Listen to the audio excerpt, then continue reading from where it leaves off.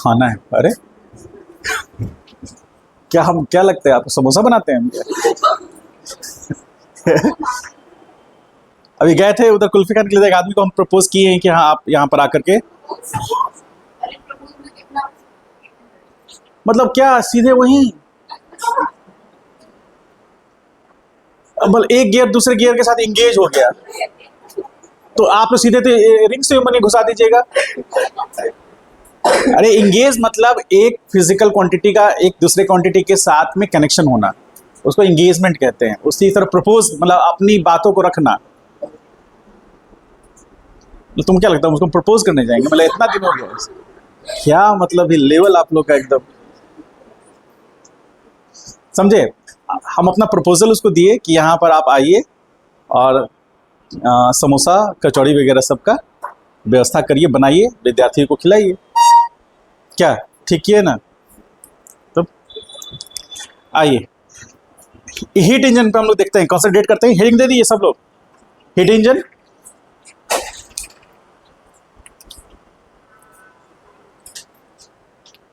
कहाँ है वो, तुम्हारे साथ आई थी? ए देखिए उसको, थोड़ा वो अलग है वो, देखिए कहाँ पाई जा रही है अभी, सही में थोड़ा अलग है वो। हीट इंजन, हीट इंजन में सबसे पहले बात कि इंजन क्या करेगा। कोई भी मैकेनिकल सिस्टम जो इंजन कहलाता है, मैकेनिकल सिस्टम में आपको ऐसे भी डिवाइसेस मिलेंगे जो कि इंजन के जस्ट अपोजिट काम करेंगे। क्या डिफरेंस आएगा हम समझते हैं। जैसे देखिए, आप कोई भी गाड़ी में जो इंजन लगा होता है उसमें हम लोग क्या देते हैं, उसमें फ्यूल देते हैं, फ्यूल एज ए गैसोलीन देते हैं, जनरली डीजल भी देते हैं, अलग अलग सिस्टम के लिए अलग अलग होता है। तो हम जैसे फ्यूल दिए, एयर के साथ मिक्स होकर के उसके अंदर में केमिकल कंपोजिशंस बने और वो ब्लास्ट करता है, मतलब कि हाई प्रेशर पर उसके अंदर में इतना हीट आ जाता है कि वो ब्लास्ट कर जाता है, और वहाँ से पावर स्ट्रोक के थ्रू, बहुत हल्का सा बता रहे हैं, पावर स्ट्रोक के थ्रू हम लोग को वहाँ पर रोटेशन मिलता है, जिस कारण से व्हील रोटेट करने लगता है और हमारा पूरा सिस्टम असेंबली जो है वो आगे बढ़ने लगता है। ठीक है, ये जनरली हम लोग इंजन में देखते हैं। हीट इंजन उसी तरह का काम करेगा। तो ये करेगा क्या, आ जाओ जल्दी आओ, ये ठीक से लगा दो उसको, चलो जल्दी एडजस्ट करो अपने आप को।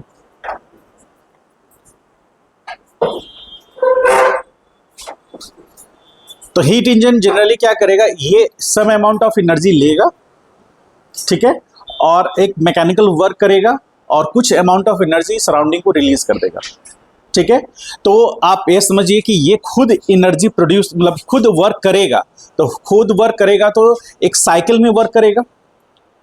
ठीक है, एक साइकिल मतलब एक कंप्लीट, कम से कम 2 प्रोसेस होगा जरूर, वो होता हुआ वो एक साइकिल कंप्लीट करेगा। और साइकिल का रोटेशन मतलब आपको दिखेगा कैसा, क्लॉकवाइज या एंटी क्लॉकवाइज?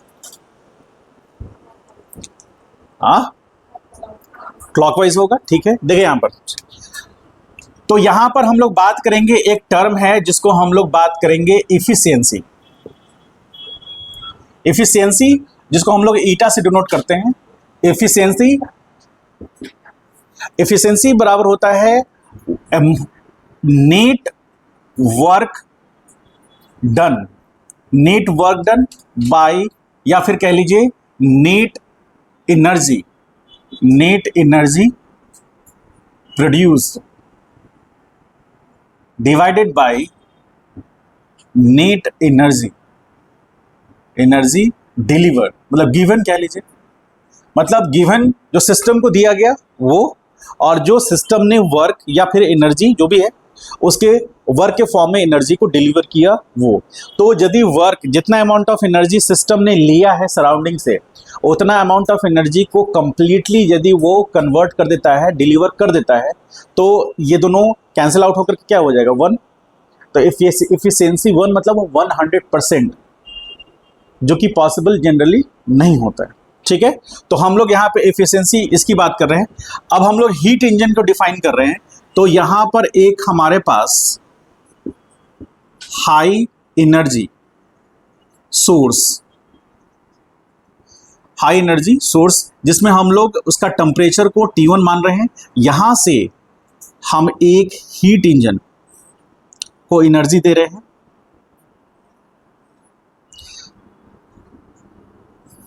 ये है HE। HE मतलब हीट इंजन, जो कि कुछ अमाउंट ऑफ वर्क करेगा, W नेट वर्क करेगा। कैसे होगा, यहां से वो हीट लेगा Q1, अमाउंट ऑफ वर्क करेगा, और उसमें से फिर कुछ एनर्जी को वो सराउंडिंग में, इसको हम लिखेंगे लो एनर्जी स्टेट, या फिर कह लीजिए सिंक, लो एनर्जी सिंक, जिसका टेम्परेचर कितना है T2। तो अब ये क्या कैसे डिफाइंड हो रहा है कि ये जो हीट इंजन है वो क्या कर रहा है, हाई टेम्परेचर सोर्स से एनर्जी ले रहा है Q1 के फॉर्म में। Q1 एनर्जी लिया, कुछ मैकेनिकल वर्क किया और कुछ एनर्जी को रिलीज कर दिया सराउंडिंग को। तो क्या यदि W नेट बराबर हमें लिखना हो तो हम क्या ऐसा लिख सकते हैं, W नेट बराबर Q1 माइनस Q2। मतलब मान लीजिए 100 जूल एनर्जी उसने लिया और रिलीज किया 10 जूल, तो कितना जूल उसने वर्क किया, 90 जूल। तो वर्क में कन्वर्ट कर दिया, सो दैट कि जितना एनर्जी लिया था ये वर्क और Q2 को ऐड करने पर उतना ही एनर्जी हुआ। ठीक है, तो इसको हम लोग, जैसे बाइक है तो बाइक ने मतलब जो गैसोलीन यूज किया उससे जो बर्न किया गैसेस, उससे जो एनर्जी मिला वो मान लीजिए 100 जूल था, उसमें से उसने 50 या 60 जूल के लगभग ने मैकेनिकल वर्क कर दिया, मतलब पिस्टन को मोशन करा दिया, पिस्टन के कारण आपके व्हील में रोटेशन मिला, और उसके बाद कुछ अमाउंट ऑफ एनर्जी उसके एग्जॉस्ट जो पाइप होता है उससे एनर्जी रिलीज हो गया। तो उन सब को ऐड करेंगे, इसको और इसको ऐड करेंगे तो इसके बराबर होगा। तो हीट इंजन, इसका एफिशिएंसी कैसे डिफाइंड होगा, इसका एफिशिएंसी की बात करें तो हम ईटा बराबर क्या लिखेंगे, W नेट। तो W नेट जो वर्क हुआ है वो, और एनर्जी हमने क्या दिया उसको, QN। ठीक है, नेट जो नेट वर्क आउट हुआ और जो हमने एनर्जी दिया, तो नेट वर्क कितना हुआ, Q1 माइनस Q2, डिवीजन में Q1 होगा ऐसा। तो इफिशियंसी ईटा बराबर क्या होगा, यहां पर 1 माइनस Q2 बाई Q1। ये समझ पा रहे हैं। अब आप इसमें सोचिए कि यदि इसका Q2 इन केस मान लीजिए Q2 Q1 के बराबर हो जाए, यानी कोई मैकेनिकल वर्क ना हो, तब क्या होगा,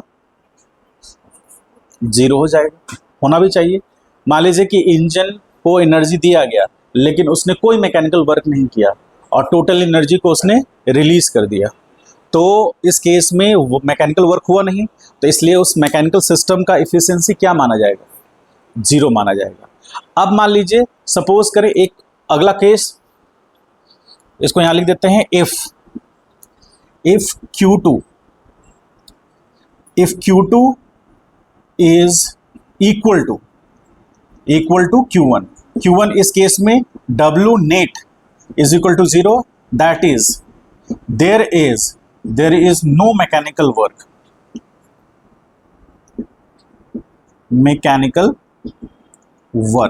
कोई भी मैकेनिकल वर्क नहीं हुआ, उस केस में इफिशियंसी क्या होगा, 0%। इसमें मल्टीप्लाई करेंगे हम तो 0 होगा। अब दूसरा केस क्या कह रहा है, if Q2 is equal to 0, Q2 0 मतलब ध्यान समझिएगा, Q2 0 कब होगा, जब जितना अमाउंट ऑफ एनर्जी लिया उसको टोटल मैकेनिकल वर्क में कन्वर्ट कर दिया, तो Q2 एग्जॉस्ट हुआ ही नहीं। ठीक है, तो एग्जॉस्ट नहीं हुआ, उस केस में Q2 0 हो गया। अब Q2 0 होने पर यदि हम यहां पुट करेंगे तो क्या आना चाहिए रिजल्ट, तो इफिशियंसी इज 1 आना चाहिए, that is this is maximum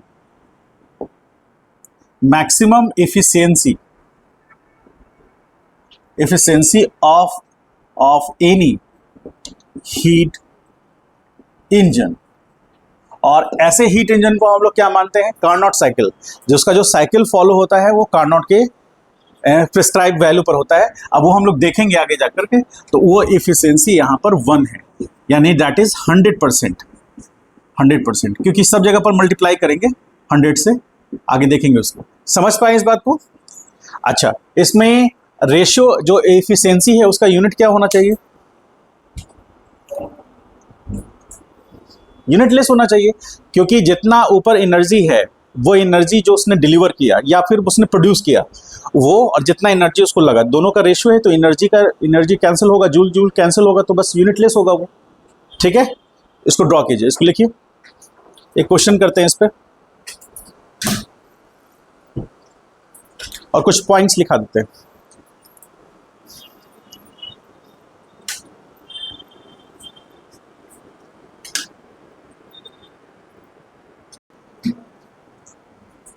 देखिए, वॉल्यूम और प्रेशर के बीच में एक ग्राफ है, इसमें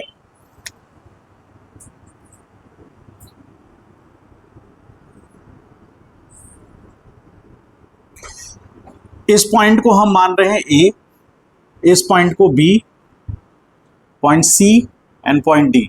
ठीक है, यहां का वॉल्यूम वी नॉट और इस वॉल्यूम को हम लोग 2V नॉट मान रहे हैं। ठीक है, इससे करस्पॉन्डिंग यहाँ प्रेशर होगा, इसको P नॉट मानेंगे और ये 2P नॉट।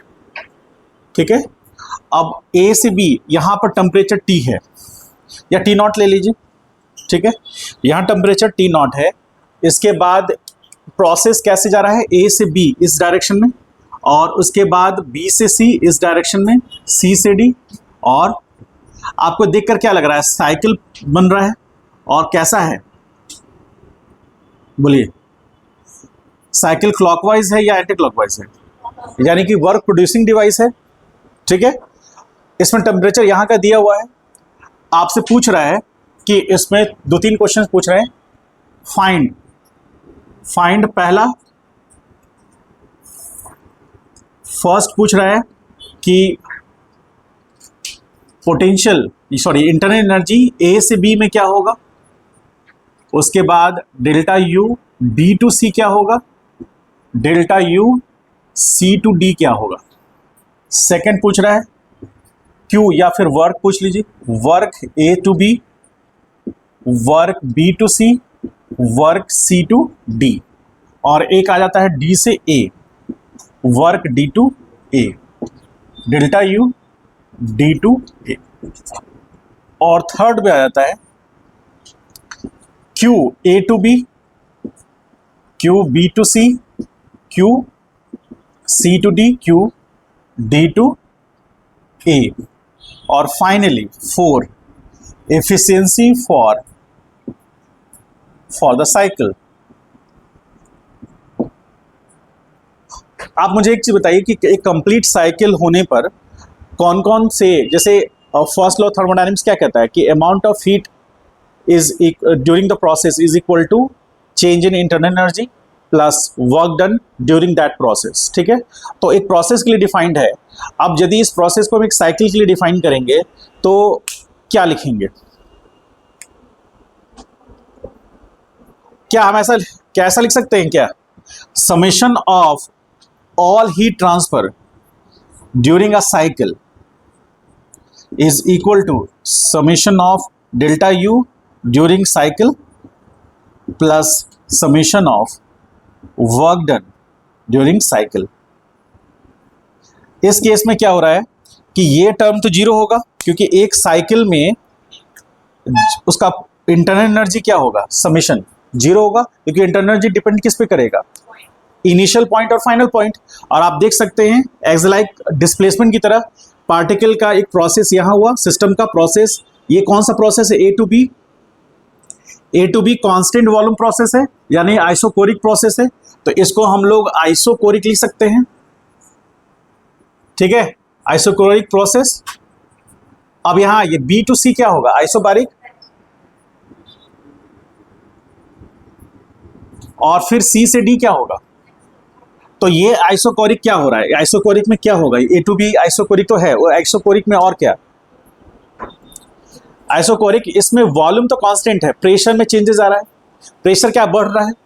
ठीक है, तो कंप्रेशन कह सकते हैं क्या, लेकिन कंप्रेशन में तो वॉल्यूम चेंज करेगा ना, लेकिन वो नहीं कहेंगे। ठीक है, चलिए आइए अब यहां पे आइए, बी टू सी में क्या कह सकते हैं, वॉल्यूम बढ़ रहा है और प्रेशर क्या है, कांस्टेंट, टेम्परेचर यहाँ का टी नॉट है, ऑब्वियसली प्रेशर बढ़ेगा तो यहाँ का टेम्परेचर यदि हम टी बी बोलेंगे तो टी बी हमेशा टी नॉट से ज़्यादा होना चाहिए।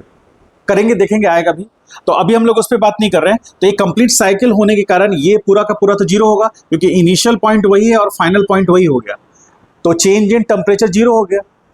ठीक है, इस तरह से ये जीरो होगा। तो ये पूरा पूरे एक साइकिल के लिए हम क्या लिख सकते हैं, लिखेंगे summation of all heat during a cycle is equal to summation of work during the cycle. मतलब जितना हीट होगा वो उतने ही वर्क में कन्वर्ट हो जाएगा। समझ गए? यानी एक फॉर्म से एनर्जी के दूसरे फॉर्म में कन्वर्ट हो जाएगा। समझ पा रहे हैं इस बात को? वर्क के बारे में हम लोग क्यों ज़्यादा जोर दे रहे हैं वर्क बारे में? इसलिए क्योंकि जितने भी मैकेनिकल सिस्टम है वो वर्क इंगेज होता है उसमें। जैसे आप साइकिल के एग्जांपल लीजिए, साइकिल में हम फोर्स देते हैं, डिस्प्लेसमेंट होता है, वहाँ वर्क की बात होती है। और यदि मान लीजिए हम बात करते हैं वाटर पंप, जो हम लोग घर में हाउस होल्ड वर्क में यूज़ करते हैं, तो वाटर पंप और जो हमारा बाइक है उन दोनों में डिफरेंस क्या है? दोनों मशीन है। वाटर पंप और बाइक में क्या डिफरेंस आ रहा है? जो बाइक में जो इंजन लगा है और वाटर पंप में जो यूज़ हो रहा है मशीन, वो भी मशीन है, ये भी मशीन है। दोनों में मेजर डिफरेंस क्या नजर आता है आपको? बोलिए।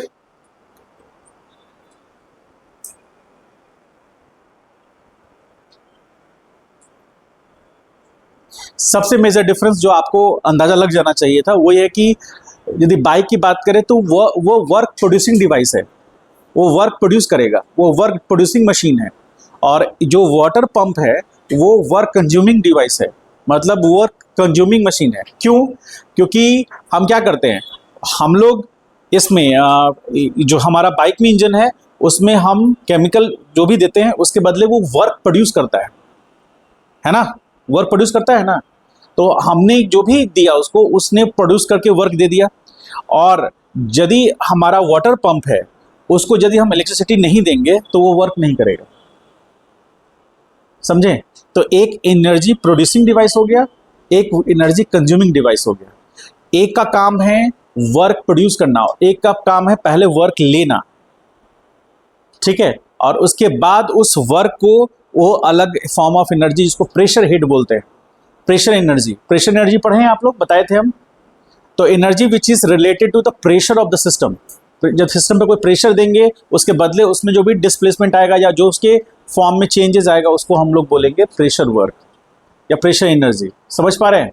तो यहाँ पर अभी आपको समझने के लिए ये समझना जरूरी है कि ये जीरो हुआ, जितना अमाउंट ऑफ हीट सिस्टम को दिया गया या सिस्टम से निकाला गया वो किसके साथ एंगेज हुआ? वर्क के साथ। क्योंकि हीट भी नेगेटिव हो सकता है और वर्क भी नेगेटिव हो सकता है। तो हीट नेगेटिव होने का मीनिंग क्या है? मान लीजिए सारे समेशन का हीट नेगेटिव आ गया, इसका मतलब है सिस्टम ने एनर्जी रिलीज किया in the form of heat. और यदि वर्क नेगेटिव आया इसका मतलब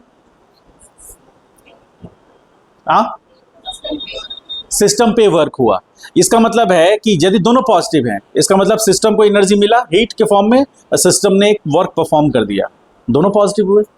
ठीक है, अब आता है ये जीरो हुआ, ये तो एक साइकिल के लिए रिलेट हो गया। अब हम लोग आगे बढ़ते हैं, इसमें स्टेप बाय स्टेप निकालते हैं। ये तो आइसोबैरिक प्रोसेस हुआ, ये भी कैसा प्रोसेस होगा?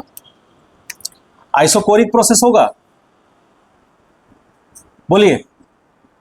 अच्छा, और ये कैसा होगा? ये आइसोबैरिक। ठीक है, अब यहां पर हम लोग सॉल्यूशन में चलते हैं स्टेप बाय स्टेप, फिर आप लोग आराम से सॉल्व कीजिएगा। पहला हम लोग करते हैं फॉर प्रोसेस, कहां से कहां के लिए? हम कहां से कहां? ए से बी के लिए चलते हैं, ए टू बी। ए से बी के लिए हम लोग बात करते हैं। प्रोसेस हमको पता है आइसोकोरिक प्रोसेस है, तो आइसोकोरिक प्रोसेस में डेल्टा यू कहां से कहां? ए से बी के लिए। ठीक है, और हम लोग गैस कैसा यूज कर रहे हैं? Helium, 2 mole of helium. Helium gas is used as a system. ठीक है, तो आप बताइए मुझे अब ए से बी के लिए क्या होगा? ए से बी के लिए हम क्या लिख सकते हैं? बोलिए। 1/2 NFR डेल्टा टी। तो डेल्टा टी की जगह पर क्या लिखेंगे? TB माइनस TA लिखेंगे ना। सिर्फ ध्यान से देखिए, ऐसा क्वेश्चन तुरंत बन जाएगा, दिक्कत नहीं आएगी। हम लोग किस पर फोकस किए हुए हैं? ए से बी के प्रोसेस पर। तो यहाँ 1/2 और यहाँ एन का वैल्यू कितना है? 2 और एफ का वैल्यू क्या होना चाहिए? बोलिए 3 होना चाहिए। चलिए इंटू 3R और यहाँ टीबी है, टीबी और minus T A, T A कितना है? T0। ठीक है, तो यहां पर डेल्टा यू ए से बी के लिए आ गया ये वैल्यू, तो delta U A to B बराबर ये कैंसिल आउट हो गया 3R और ये टीबी माइनस T0। अब हमको ये देखना है कि बी पॉइंट पर चूंकि प्रोसेस कैसा है? आइसोकोरिक है, तो आइसोकोरिक है तो हम कौन सा रिलेशन फॉलो कर सकते हैं? PV is equal to NRT, जिसमें वॉल्यूम क्या है? कांस्टेंट, तो P is equal to NR by V into T, ये कांस्टेंट होगा। इस टर्म को हम क्या ले सकते हैं?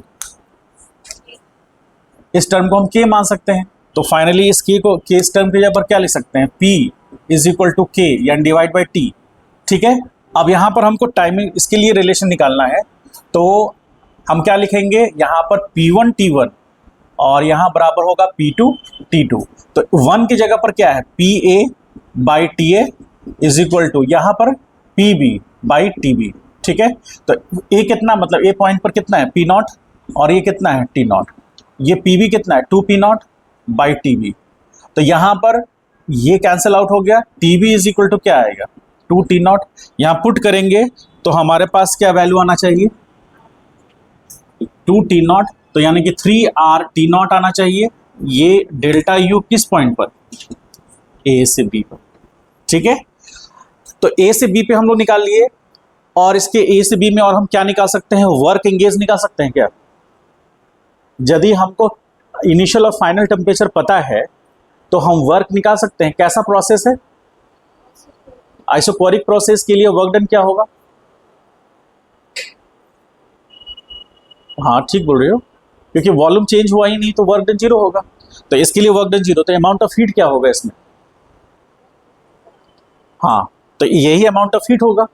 ठीक है, तो यहां पर हम लिख सकते हैं work W A to B, A से B 0 होगा, तो फाइनली हम लिख सकते हैं डेल्टा Q कहां से कहां? A से B के लिए बराबर delta U A to B और ये कितना होगा? 3RT। ठीक है, ये इक्वेशन इसको फर्स्ट कहिए, ये इक्वेशन नंबर 2 है। अब आपको क्या करना है? पहला प्रोसेस A से B के लिए तो निकाल लिए, अब B से C के लिए निकाल के दिखाइए और C से D के लिए, ये दोनों करके पहले इसको यहां तक लिख लीजिए, फिर वो करके दिखाइए और फिर हम लोग एफिशिएंसी निकालेंगे। जल्दी थोड़ा फास्ट कीजिए, फास्ट नहीं करेंगे। बोलिए, एक हल्का सा रिकैप कर देते हैं। ये बी ए से बी के लिए हमने निकाल चुके थे, बी से सी के लिए ये रिलेशन है टेम्परेचर डिफरेंस का, अमाउंट ऑफ एनर्जी जो इंटरनल एनर्जी है उससे आया हमारा हीट, चूंकि वर्क क्या होगा इस केस में 2P0 V0, इसे 4R0 आया उसका वर्क, यह है इंटरनल एनर्जी, तो टोटल हीट इतना हुआ। उसके बाद प्रोसेस सी से डी के लिए हम ये रिलेशन निकाल के चले, ये निकाल दिए सी से डी के लिए। फाइनली प्रोसेस डी टू ए के लिए ये हमारा हीट आया, तो डी टू ए में हीट कंज्यूम हो रहा है या डिलीवर हो रहा है सिस्टम से? मतलब मेरा कहना है डी टू ए में सिस्टम हीट रिलीज कर रहा है सराउंडिंग को या फिर सिस्टम हीट कंज्यूम कर रहा है सराउंडिंग से? रिलीज कर रहा है, माइनस है तो सिस्टम हीट रिलीज कर रहा है सिस्टम में। तो हमें जब एफिशिएंसी लेना है तो एनर्जी इनपुट यानी कि एनर्जी इनटेक जो सिस्टम एनर्जी लेगा उसकी बात करनी है, जबकि डी टू ए में तो एनर्जी रिलीज कर रहा है वो। तो हमको ये देखना है कि ये पूरे 4 प्रोसेस का जो साइकिल है इसमें कौन कौन प्रोसेसेस में अमाउंट ऑफ हीट कितना सिस्टम ने कंज्यूम किया। तो ए से बी में कंज्यूम किया कितना 3R/T0 और फिर बी से सी में कितना किया 10R/T0, उतना अमाउंट ऑफ एनर्जी कंज्यूम कर लिया हीट के फॉर्म में। तो उसको हम लोग इनपुट में दिखाएंगे और वर्क कौन कौन से प्रोसेस में हुआ है तो आप खुद देख सकते हैं, ज़्यादा कैलकुलेशन करने की जरूरत नहीं, धीरे धीरे प्रैक्टिस से ये लेवल आ जाएगा। ए से बी में वर्क हुआ ही नहीं, ठीक, और ना ही सी से डी में वर्क हुआ है। तो वर्क कब कब हुआ है तो बी से सी में हुआ है और वॉल्यूम बढ़ रहा है, इसका मतलब ये पॉजिटिव वर्क हुआ, यानी सिस्टम ने वर्क किया है, तो ये पॉजिटिव वर्क हुआ। और जब डी से ए में देख रहे हैं तो वो नेगेटिव वर्क हो रहा है, इसका मतलब है कि सिस्टम पर वर्क हुआ है। तो सिस्टम पे वर्क हुआ है तो वो सिस्टम वर्क थोड़ी ना किया। तो हम जब इफिशियंसी लेंगे तो work done by the system और energy consume by the system, जिसको हम लोग अलग से वो एनर्जी आउटपुट और एनर्जी इनपुट कहते हैं। Energy input in general 99% cases में वो हीट के फॉर्म में लेता है और वर्क वो कर रहा है, इसीलिए हम एफिशिएंसी की बात कर रहे हैं हीट इंजन के। समझ गए? चलिए आगे बढ़ते हैं। उसके बाद बात करते हैं कार्नोट साइकिल की। कार्नोट साइकिल एकदम आइडियल साइकिल है। एकदम आइडियल साइकिल मतलब कैसा? एक ऐसा साइकिल जिसको पैडल मारने की आपको जरूरत ही नहीं है। ठीक है, अपने आप चल रहा है, वो आप देख के खुश हो रहे हैं, अच्छा लग रहा है आपको। ऐसा साइकिल देखा है आपने?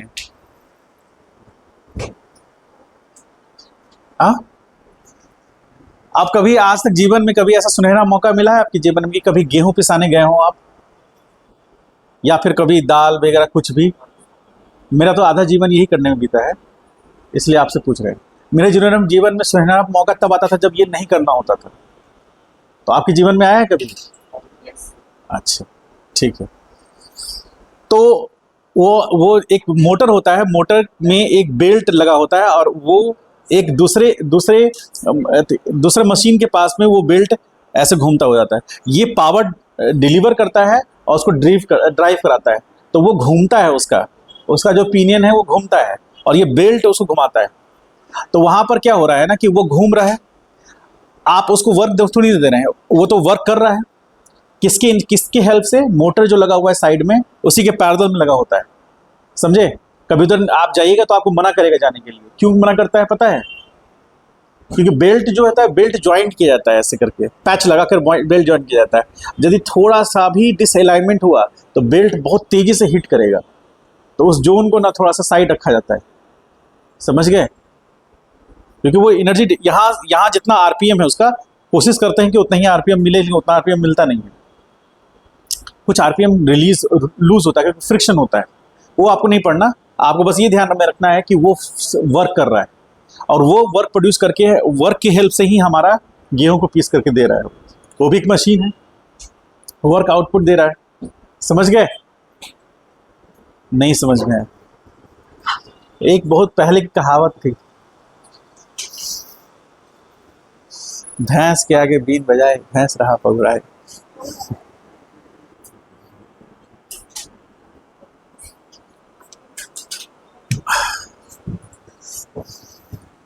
मेरे साथ ड्रॉ कीजिए इसको।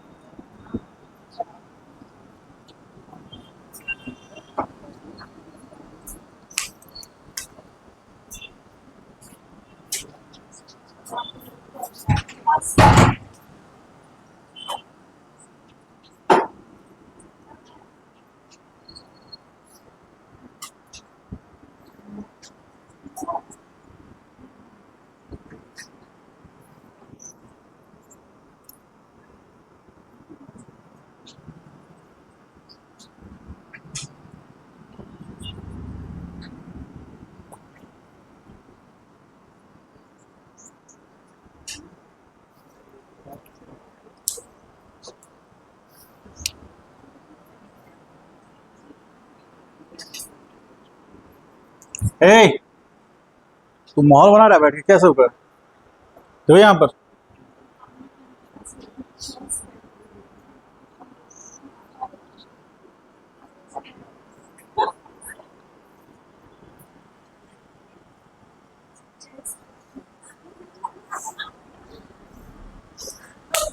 तुम इधर अपना दुकान लेके आओ।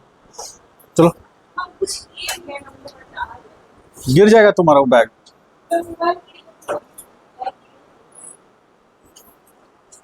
चलो इधर आओ, उधर बैठो।